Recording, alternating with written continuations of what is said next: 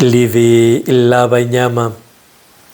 On this fifth Sunday of our Lenten journey, we have a beautiful passage from the Gospel of John, a passage that might even puzzle us.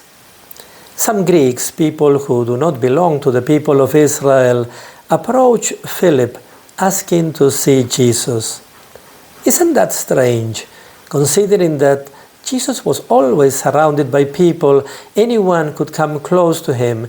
He had no bodyguards and no one had to make an appointment to see him. This tells us that their wish to see Jesus was not physical, but that they wanted to know him deeply.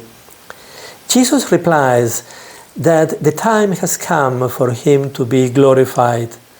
You and me would naturally picture Jesus seated at the right hand of the Father with the Holy Spirit over the clouds. Jesus instead links his being glorified with the image of the wheat grain that falls on the ground and dies in order to yield a rich harvest. Adding that refusing to die would make it remain just a single grain. This is the glory that Jesus is talking about. For him, life comes from dying, and glory comes from the freely giving up of his life out of love. For some, or many today, glory comes from trending on social media, making a name for themselves, might come from power, success, from showing off their possessions. It's about themselves and no one else. At the same time, we see them restless, many times bored, and never really fulfilled. As we come closer to the beginning of the Holy Week, we seem to be called to make sure that this Lenten season is helping us to have the mind of Christ, that our values and choices point to him, because it is only then that we will have life and will be able to see him in the way that the Greeks wanted to. I do see him present among us.